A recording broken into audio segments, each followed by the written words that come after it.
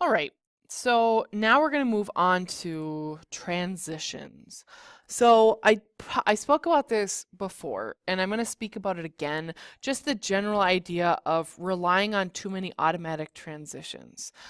Those are, remember, those one or two word transitions that show basically that you're just moving on to the next point. The other one, remember, we had talked about were manual transitions. Manual transitions are those transitions that you have to create yourself that clearly show a developed relationship between two ideas. Okay? So that's what I want you to focus on. And I've said it before and I will say it again. You can't eradicate all automatic transitions, but gosh darn it, you can sure try to manual transitions. I mean, like there's very few times that I would say go with the automatic over the manual because the manual is so much stronger at conveying a unique and direct relationship as opposed to saying next or again or after. Like those aren't great, right? Use manual transitions. But something that I encountered in this paper, which was particularly interesting, is you've got too many transitions. They're literally like on top of each other. So I found a great example of this, and that is in this sentence here, or these couple sentences. So, since the Naeem's that's not how I say that. Well, we're just gonna go with it. Since the Naeems refuse to listen to the government or the law, and all they do is listen to themselves, it is clear that their stubborn pride is the culprit of their defiance. Next, when the two men are trapped under the tree, during this time, Ulrich has a change of heart and offers some of his flask to his greatest foe. So, I highlighted in green 1, 2, 3 different transitions literally right next to each other. They don't make any sense. Or let me rephrase that. Because they're right next to each other, they detract from the transition and instead become more confusing. So you say next, okay, whatever, at least it's a transition. Not great, but it's there.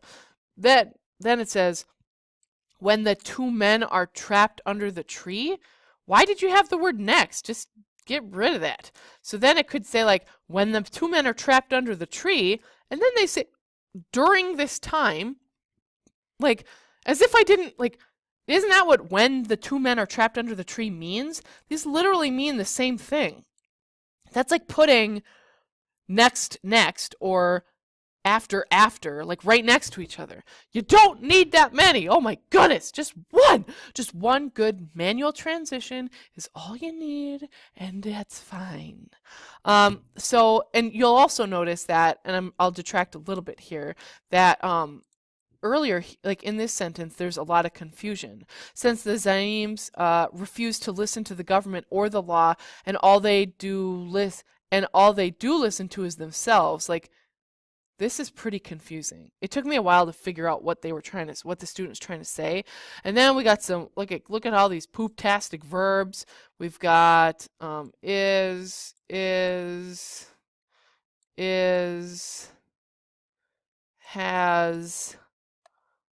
Yeah, I mean, like that's technically two sentences, and we got 3 of those poop-tastic verbs.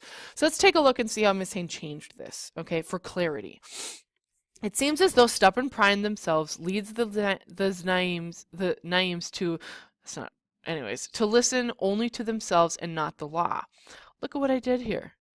There's no poopy verbs, and it's pretty clear what they're saying. So their stubborn pride makes them only listen to themselves or only think of themselves, and they don't listen to the law. But once a falling tree traps both men, Ulrich has a change of heart and offers some of his flask to his greatest foe. So, and I know you're probably thinking here, like, what are they talking about, change of heart? That was earlier in the paragraph. So anyways, so like, don't worry about like whether or not these make sense. Instead, look at how because this technically would. So, because it was talking about anyway, I'm not going to explain that to you. I don't have to explain myself to you. But anyways, look at the transition here. But once A falling tree traps both men, which is basically what this student is saying. It says Ulrich has a change of heart and offers some of his flask to his greatest foe. I didn't change the rest of the sentence because it was pretty good.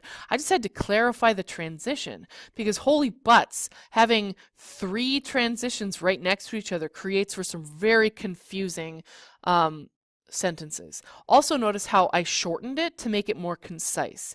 That allows me to provide more detail if I needed to, like if we are confused about like what this is saying, like what the connection is here, because I cut out more than half a sentence, I can add another sentence here to create clarity, to add more detail if I need to.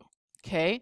So your constant use of, no, not constant, the inappropriate or ineffective use of transitions creates confusion, and it stuffs your paragraph full of stuff that you don't need. So it makes it longer unnecessarily. And I know what some of you are thinking. Oh, but it's longer. That's great. If you would look at the rubrics never say anything about length. Literally, the rubrics talk about what you need to have in your paragraph. The reason that we have the length is because we're kind of giving you a guideline. If you do everything on the rubric, you will hit the length. So don't just make your paragraph longer than it should be just by stuffing crappy stuff in there. Instead, do what you're supposed to so that you can put things you need to in your paragraph. So I want you to take a look at your transitions. When you're examining your transitions, look at the following. First of all, do you have multiple transitions right next to each other in the same sentence? That's bad, okay? That's a very sad thing. Do not do that, okay? Also, take a look. How frequently do you use automatic transitions? Because automatic transitions, like I said, don't always do the job. Manual transitions do because you construct them. I mean, that'd be like saying, I built this house, but it really doesn't fit my needs. Like, that doesn't happen. If you build a house, you build it to what you need. So a manual transition is exactly like that. You're building a house exactly how you want it. You're transitioning your ideas to show the exact relationship between your ideas. So I would always, 9 times out of 10, I guess not always, but most of the time, go with a manual transition because you can make those transitions more effective. Automatic, you just kind of have to deal with them. Manual. Yes. So look at your transitions.